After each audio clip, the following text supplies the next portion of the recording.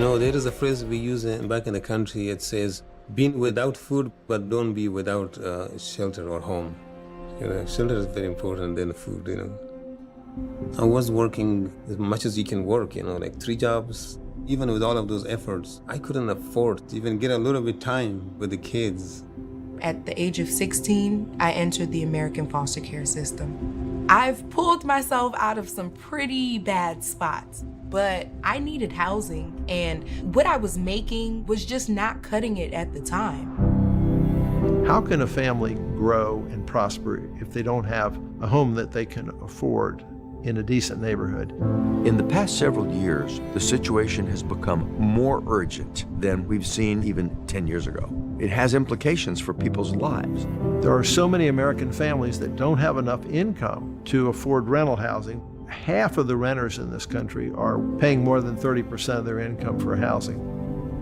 The low-income housing tax credit allows investors to invest money in housing and get credits, and the result is funds to build additional low-income housing.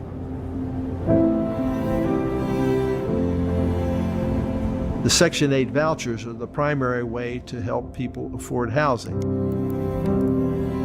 Vouchers are a way for a resident to get into an apartment that costs more than what they can afford with their 30% of budget allocated to housing. There definitely would have been a lot more detours, a lot more failures, a lot more uncertainty. Now I know that I can enjoy the life, being with the kids, and have a brighter future. First off, I think housing is a nonpartisan issue, but I certainly believe that the bipartisan approach to solving it is what needs to happen. Every social goal that we want for the people of the United States revolve around housing. A precondition for making progress is to have a decent place to say, tonight I'm going home to rest.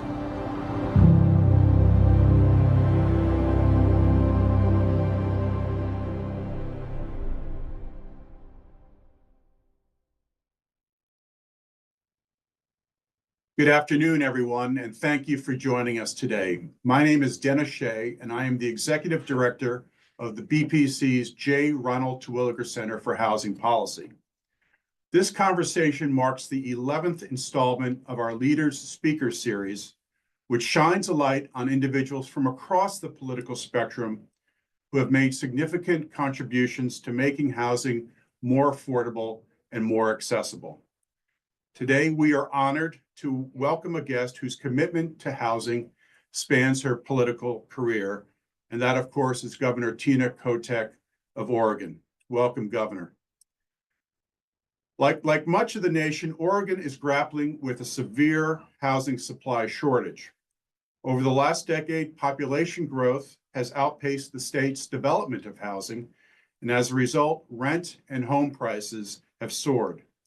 These increased costs place burdens on household budgets and have contributed to rising homelessness and housing instability.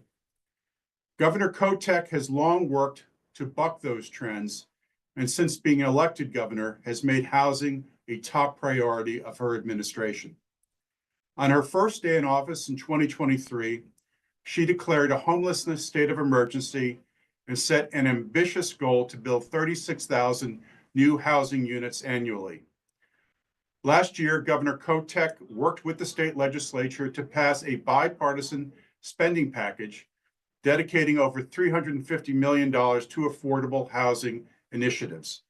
These included significant investments in low and moderate income housing projects, emergency shelters, and homelessness prevention services. The package also established the state's Housing Accountability and Production Office, designed to serve as a resource for local and city governments as they implement state housing laws and pursue best practices for local development. This past December, in her biennial budget proposal, the governor once again called for significant funding to build more affordable rental homes and support homelessness prevention and reduction efforts. So, Governor, that's a long introduction, but let me just say we're really thrilled to have you with us today, and thank you for joining. Thank you for having me, Dennis, and thank you to the Bipartisan Policy Center and the Terwilliger Center for your focus on housing is obviously, as the video showed, really, really important to the success of everyone across the country. Well, thank you, Governor. Before we start the conversation, I just want to remind our virtual audience that if you have any questions for our guest, you can post them to our Twitter X account at BPC _ bipartisan using the hashtag BPC Live.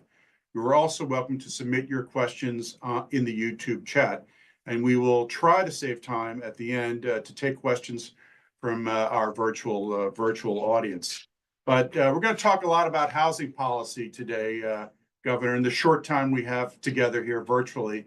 But let's talk about you to begin with. Tell us a little bit about your background and your upbringing, and how did your early experiences working and in school shape your drive to pursue public service? And thank you for the question. Well, born and raised in South Central Pennsylvania, middle-class family, lived in the same home for 18 years. I think that's quite unusual today for people to be in one place. Went off to college, and this was the 80s. I experienced and saw for the first time people who were experiencing unsheltered homelessness. It was a very eye-opening experience for me. This was the Reagan Bush years, and people were sleeping on grates. Left a long impression to me that we need to have more justice in the world for folks to have a place to stay. I moved to Oregon in the 80s, ended up finishing my college degree in Oregon and got my graduate degree in Washington. And when I came back to Oregon, I got to work in public policy. One of the things my parents taught me is you have to be engaged, right? This is about engagement, trying to make the world better in big ways and small. I had the tremendous honor to become a public policy advocate for our statewide food bank and then for our statewide children advocacy organization before I entered the legislature. One of the things I noticed in all the work I've been doing over the years is stable housing, having the basics is absolutely fundamental for succeeding. I know that sounds obvious, but I think we have to be reminded of that every day when we do the work in the public sector. Housing is not just shelter, but it's a lot more. As we say here at the Terwilliger Center, it's about opportunity, upward mobility, stability. So, I mean, you spent, before you were elected to governor in 2022, you spent quite a large amount of time, significant amount of time in the Oregon House of Representatives, including 9 years as Speaker of the House. So you were holding the gavel and trying to keep everybody in line, I guess. But how do you compare your roles as legislator and executive? Are there different approaches to governing depending upon where you sit? We need both, obviously. I mean, I was the longest serving speaker, coming up with the ideas, setting the laws, setting the goals for the state. That's, obviously the primary realm of the legislative body. As a governor, and one of the reasons I wanted to be governor is it's not enough to have good ideas or good intent. You have to be able to operationalize your goals and your vision to get from A to B, particularly when resources are involved. Saying, if we have this challenge, how do we put resources toward it? How do we put people and resources and strategic planning to get to the goal you want to have? And that is the realm of the governor. I have 40,000 plus employees. I run multiple agencies, and, setting priorities and setting goals is how you get things done. You got to count what you want to see happen. And that really is more of the executive branch. That's the role of a governor and agencies versus the legislative branch, for sure. And I passed a lot of bills over the years. I'm a recovering lawmaker. I know what it makes me like, I did that. Did I really think that through of how that's actually going to work on the ground? So I feel like it's my job now to kind of make up for all those things I passed over the years and said, actually, we have to operationalize them from the executive side. And that's what I get to do as governor.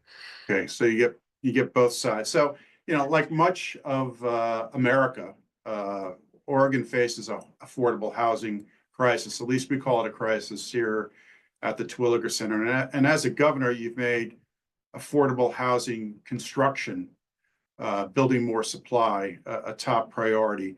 What do you see as the root causes of Oregon's housing crisis, and how has the landscape changed over the past 5 years?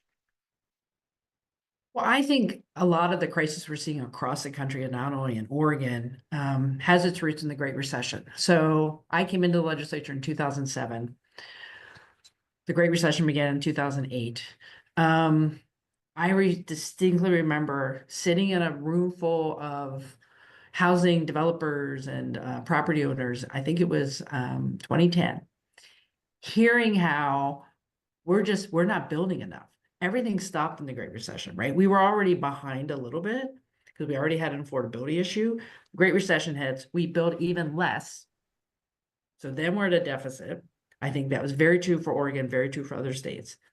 Then you throw on the challenges, in the last decade of prices, other things that are making it difficult from a price perspective to build more housing, people who aren't really interested in building housing because of a variety of issues, how long it takes to permit, how long it takes to build, liability issues. So it's kind of a whole host of issues that have landed us here that says we're not keeping up with what we need.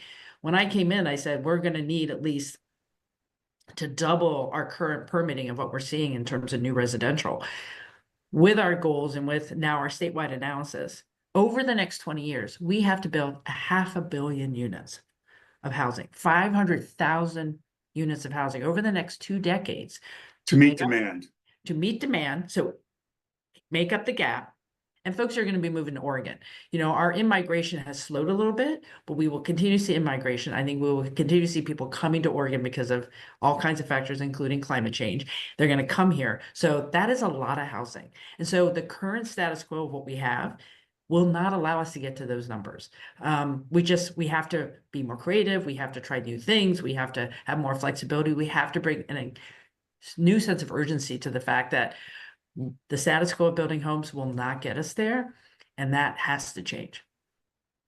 Well, one of the things that you did was when you were speaker, you oversaw the passage of House Bill 2001, which overhauled land use codes in major Oregon cities to expand the supply of what is known as middle housing, which includes duplexes, triplexes, and townhouses. So this is this goes to the root of one of the causes of the supply shortages is restrictive zoning and land use practices. So, can you discuss the impact of that bill and any additional legislative action you think is needed to ensure it fulfills its potential?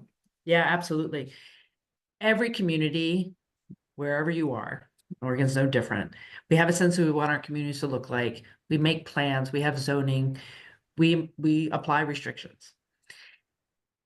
And they rarely get reassessed of are these really working? And so I started really working on housing in 2015 and 2016 in the legislature. And a lot of that was about things that were in place that were really impeding the ability to use land differently. And then the more I got into it, I came across this whole conversation of what type of housing are we building? So I would just say from my standpoint, I grew up in a ranch. My parents owned their home. I've lived in multifamily housing, whether it was 100 years old or 50 years old. I've lived in cottage cluster apartments. I've lived in a variety of things as a renter. And now as a homeowner, well, not anymore. I actually live in the governor's residence, but I've lived in a variety of housing. We have gotten away from different options in our communities. We've become very rigid. We're either going to be big multifamily housing or we're going to build single family. We need more in between. So in 2019, the bill was like, the middle housing concept is something we've done in the past and that we needed to restart. We needed to see duplexes and townhomes and triplexes and quadplexes, things that can be filled in existing neighborhoods that will provide more option. We've done it before. We needed to facilitate that. The approach I took was, if we're going to see consistency across the state, and we don't want to see the unintended consequences of one community doing something and the other not, we needed to have a statewide requirement to say, if you're a community of a certain size, you have to legalize duplexes in places where you're only putting single family homes. If you're a larger community, you have to do duplexes, townhomes, triplexes, all these things in places that are zoned for residential, but have been, up until this point, restricted only for single family standalone home construction. We needed to change that. And to me, it was important to have consistency across communities of certain sizes so everyone would have the same goals and have the same options. And what we're seeing now is we're seeing a lot of take up in this middle housing. In Portland, the city of Portland, our largest city, we saw a dramatic increase in the take up of middle housing. places that were zoned became available for middle housing. 70% of them have developed into new types of middle housing. And let me share this tidbit, because I think sometimes it's hard for people to imagine what we're talking about. If you've raised your family in a neighborhood, single family, standalone type of home, raise your kids, you're aging out of that. You want to move into something smaller that's more doable for you as you age. What we were hearing is that people could not stay in their own community because there weren't an option for them. Middle housing an option, for example, from a generational standpoint, where people can downsize into something to remain in their community. When I was moving and working on our bill, we had the support of AARP because this was an issue from a generational standpoint as well. So I think people sometimes think that this is such an odd thing to be talking about, but having accessory dwelling units, ADUs in your backyard that you can rent or provide for a family member, to have a townhome next to other homes in an established neighborhood doesn't change the value of the neighborhood. It provides more option. It creates more diversity of income, diversity of age. And that's what we want all our communities, because I think it provides more health and wellness as well as affordability across those neighborhoods. So we have moved forward with that here in Oregon. What we started to hear was we need more options. So what I'm coming into this legislative session is, what are the other things we could be doing to facilitate middle housing? Are there other types of available land that this could be a legal use right off the bat? So we're working on that. We're talking about how we incentivize to get to different sizes of those middle housing units. And this is coming from broad coalition, both the land use community to the development community. Everyone's putting all their ideas on the table and say, hey, this is really working. Can we get a few more tools statewide? Because then we can get even further. We will always continue to build single family and multifamily large apartment complexes, but we have to have more options. And particularly where you're trying to build within existing neighborhoods where you have existing infrastructure, this is really, really important. Well, thank you for that very comprehensive answer, Governor. So, I mean, it's interesting. You decided it was a state level initiative. So you're basically, the state is preempting local ordinances or zoning regulations. Did you get any pushback from that? That's the first question locally. And I see we've talked to people like Spencer Cox, your fellow governors from the other side of the aisle, Spencer Cox and Greg Gianforte. Yep. And they have done something similar things at the state level. And I'm wondering whether the state preemption approach has legs, and what you're hearing from other governors. But what kind of pushback did you get initially from the locals? Well, there was pushback in the beginning, and there's still pushback, right? This is the balance between statewide requirements, local decision-making, and land use decisions in most communities are very locally based, zoning, who's approving permits and things like that. But what I know is, if you're not clear for the people in the private sector who are developing, if you're not clear about what's expected, what are options, how fast you can do the permitting, I think we're going to see some communities not built at all. And that's not okay. We have to have more diversity of building in more places.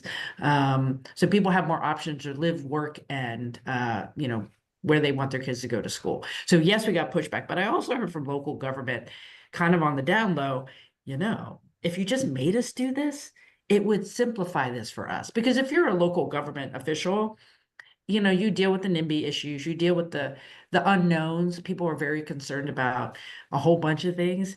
It's easier if the state says, I'm going to set some guidelines. You can make some variation, but we got to set some guidelines so everybody's treated the same. I did think it took the pressure off local government to do that. And so we're continuing with that model. Yeah, fascinating. So in March 2024, you passed a spending package dedicating more than $350 million to affordable housing, as well as homelessness prevention and reduction. And how does this funding build on your previous or diverge from your previous legislative initiatives? And what do you see as the key components of its success? Well, what we're seeing here in Oregon, we've had high levels of unsheltered homelessness, and that's why I've continued to have an emergency order in place to give us flexibility. The number one indicator of your unaffordability and the lack of supply is how many folks are living outside, right? At the end of the day, even if someone's struggling with something in particular personally or financially, even if we get them help, they need a place to go. So I've had a two-pronged approach here. We need to invest in a statewide shelter system that stabilizes folks who are experiencing homelessness, get them into shelter, then provide a back door, working with landlords, working to rehouse folks. That's got to stay true until we kind of get better numbers on our unsheltered homeless. And then we have to put hundreds of millions of dollars into subsidizing more affordable units out in the community, because if we don't, the people aren't going to have a place to go. And I heard that directly from a guy in one of our communities here who said, look, I got evicted. I want a home.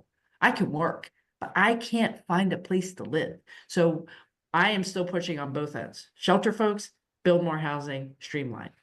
More is basically what we need, When right? someone asked, what do we have to do? I said, all of it. Right. It's a All of the finance above. issue, it's a land use issue, it's a workforce issue, it's all the above. Housing is incredibly complex and no one thing is going to solve it. I just tell people, if that works, we're going to do it because you got to do it all.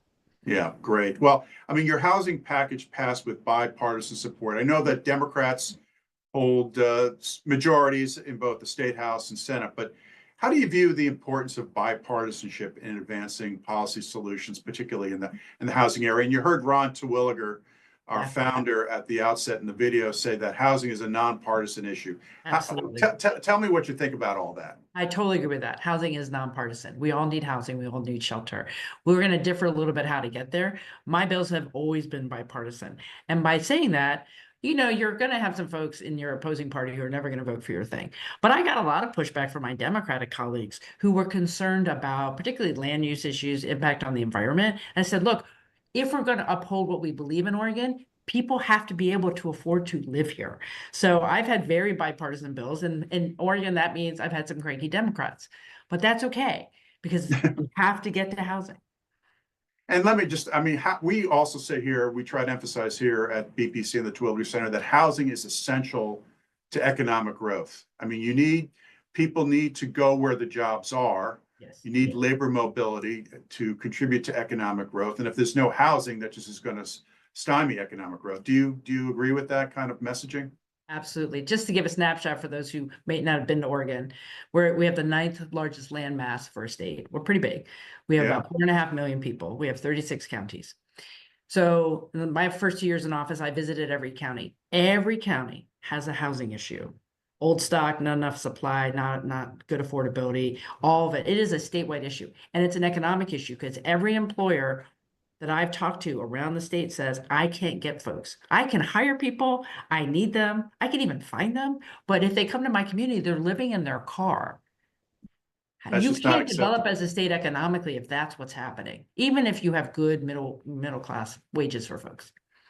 Yeah, so that's thank you for validating that point. So I know you've made a real important, you've made a major effort to reduce and prevent homelessness in your state. And the most recent point in time count, I don't know if you saw that, identified a continued rise in homelessness across the country. Yeah. Not just in Oregon. And as governor, you've declared, as you mentioned, a state of emergency for homelessness. Tell us what's going on about homelessness in Oregon. What are you doing? What types of efforts are you making that you think are successful? And where do you see the future of this issue in your state? Yeah, I think for the applicability to other places, the couple things I would emphasize is you need all levels of partnership from the state. And frankly, we need more partnership from the federal government, but state and local government working in coalition with our community partners.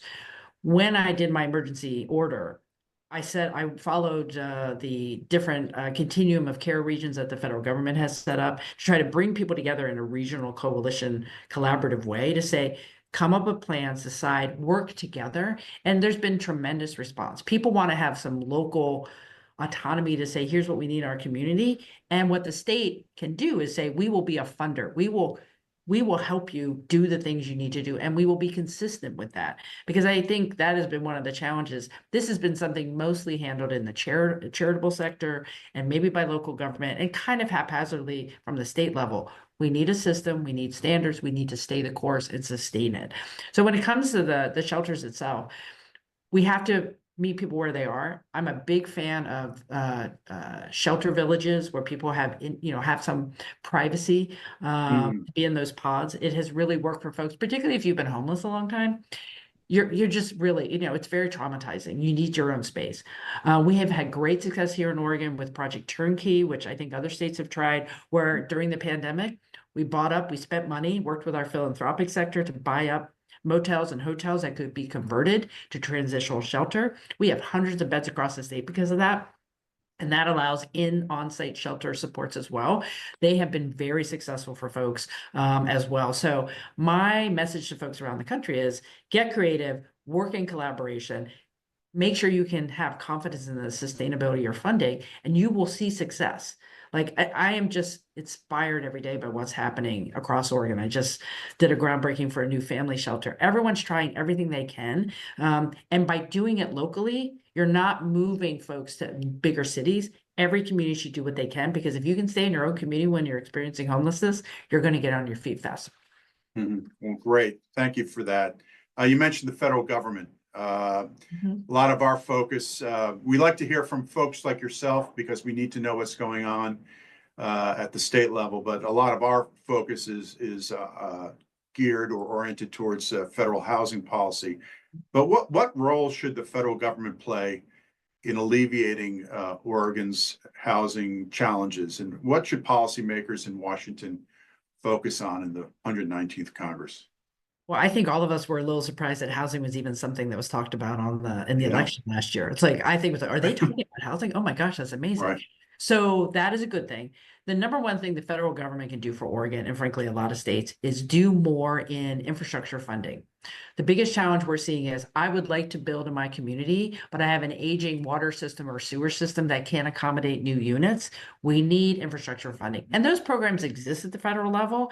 And everybody knows that if we can get those systems in place and we can get more resources for that, we can get more housing on the ground. That would be an incredibly helpful thing for our state, and I'm sure other states as well. What about the low-income housing tax credit program? Yes. I mean, we're at the Terwilliger Center. We're supportive of LIHTC, and there's legislation pending before Congress that would significantly expand federal support for the LIHTC program. Is that an essential thing? Very helpful. Absolutely.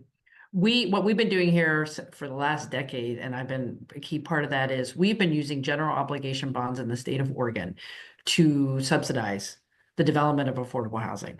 The 4% and 9% credits, the LIHTC credits, are absolutely essential financing components for a lot of our projects. So we need more help there. We also need, not to get too wonky, we need more flexibility. Get wonky. We need some flexibility, more flexibility in our private activity bonds. Okay. Because we are maxing those out here in Oregon. We are using every tool we can, and we're hitting that threshold to maximize the private activity bond opportunities in terms of the bonding we can do and the interest rates we're paying. So we need more of that. That all comes down from the federal government. We need some more flexibility.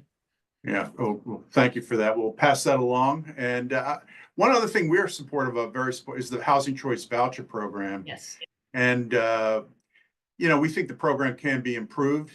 We need to encourage more landlords to participate in the program. A lot of the landlords don't participate because they say it's the administrative complexity and the inspection process is too cumbersome. And so that's fixable, Dennis. That's fixable. Okay? That's fixable. Yes. It is. And here's what we've done. Okay. One of my early bills in the legislature was not allowing landlord and property owners, to discriminate on the basis of source of income. You got to level the playing field. People have to be able to use their voucher where they can. That being said, part of the deal when we passed that was we set up a landlord guarantee fund. So if you are renting to folks who have a voucher and that's part of their payment and you're having trouble, we will back up if you're having a problem with a renter. And it has been highly successful.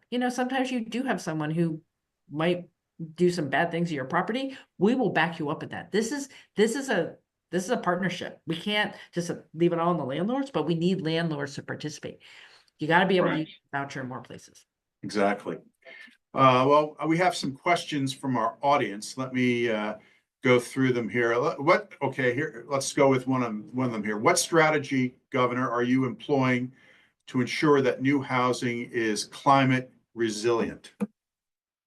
I love that question. So I think what we've been doing is blending other funding streams to help. So not necessarily requiring, but saying, hey, if you're building affordable, you also have an option here to get heat pumps or other, weatherization, other things that will help you for the long term, lower the utility bills for the families who will be living in your units. And we've had a lot of success with that. We have good relationships with our investor-owned utilities who do contribute to some dollars that are used for that. So we're trying to braid those together. So we're building more resilient communities with all the resources we have. And that's why the money from the Inflation Reduction Act has been very helpful. We've been using those dollars to come into our state to do more on the resilient side, particularly around heat pumps and other energy efficient appliances. Well, a sort of very related issue that we're working on at the Terwilliger Center BPC is the issue of rising property insurance rates and its impact on housing affordability, particularly with so many natural disasters occurring. Property insurance rates, as you know, in many states are just skyrocketing, and some insurers are just not pulling out of certain markets because they can't afford the premiums don't match the risk involved. Yes. So is this an issue in Oregon? It is becoming one. We are fortunate at the moment that even though we've had some very significant wildfires here as well, we had a terrible wildfire season last year. Yeah. We have been working on community resilience, home hardening standards, things that if homeowners work on those things, it helps them with their insurance rates. We have just been fortunate in really being proactive to better protect our communities so we can manage for some of the insurance costs. But this is another place where we need more help from the federal government. We've been trying to do some reinsurance programs and some requirements that keep those rates as low as possible, but we're going to need help from the federal government. This is a nationwide issue on insurance because of the costs in other states. So we need some more help from the federal government to kind of do a backstop to keep those rates a little lower. I mean, this issue is affecting not just blue states, it's affecting red states, it's affecting communities across the country. So speaking of bipartisanship, here's a question. The political landscape varies widely from state to state. Can you highlight some of your initiatives that had bipartisan appeal or that gained support from unexpected places? Well, I think the work that I've been doing, as I was talking about around middle housing, we had the environmental community that really believes in constraining growth, more infill type of arrangements. So they were very supportive of this. We heard from the development community who were like, we really want to build these things, but we need more clarity, right? So, folks who build don't tend to be, on the progressive side, but they want to have predictability and stability. You have environmentalists who are like, we need to do more of this type of housing because it'll keep people closer, less transportation costs, less transportation pollution. It is a win-win for everybody. It is one of the best things that we have done. I had a lot of bipartisan work on some of our land use changes. People are like, we don't want to change our land use system. We want it to be more flexible, give tools to more communities to expand. That was a good bipartisan effort. When you have folks sitting down saying like, we don't always agree on everything, but we need more housing. I need to work with you. I have what we can do in housing, I think, is great for everyone to get involved in. Great. And this is the final audience question. I mean, how has Oregon fared in using its COVID-19 federal housing funds? And I guess more generally, what challenges do you see in deploying federal housing funds overall? We were very strategic here in utilizing our COVID dollars in one-time ways. We did a lot on infrastructure. It really helped us stand up a lot of our shelters during the pandemic that now we have maintained. There was a lot of work on building navigation centers, kind of that long-term infrastructure you need for our homeless services system. And so I think anyone who's been in public service in the last decade, the money coming down from the federal government during COVID, CARES Act, ARPA, really transformed our ability to do some amazing one-time things. But now we're like, we know what we can do when we have those resources. So having some specific one-time dollars from the feds, whether it's infrastructure or specific things around housing, we know how to use it. I think we all kind of built that muscle memory to use those dollars well. And I would love to see the federal government actually do a Marshall Plan for the country and say more one-time dollars into our communities to reset our entire housing infrastructure is going to be really important. Well, thank you, Governor. To close out our conversation, I'm going to ask you if you have any words of advice for those people, young men and women considering a career in politics or public service. Politics ain't beanbag, as they say. So, do you have any words of advice? Do what you love. If there's something you care about and want to make a difference in, focus on that. At the end of the day, what people want to know is you know how to do things. You can work with people and you can make change happen. I think sometimes people feel like it has to be in very narrow areas. People want to know that you can listen, do the work, and get stuff done. That's going to make you successful, whether you work for an elected or become an elected yourself. And anything is possible. Be bold. We need you to get involved in public service because it's satisfying, but we also just need you because we got to get stuff done. Well, very important words of advice. Thank you, Governor. And I just want to thank you so much for taking time out of your very busy day and schedule. I know you're running from meeting to meeting to have this conversation with us. We really learned a lot from listening to you, and we just wish you the best and keep all the great work going on housing in the state of Oregon. But thank you very much for joining us. Thank you, Dennis. Thanks, everybody there. Thanks for watching. Take care, everyone.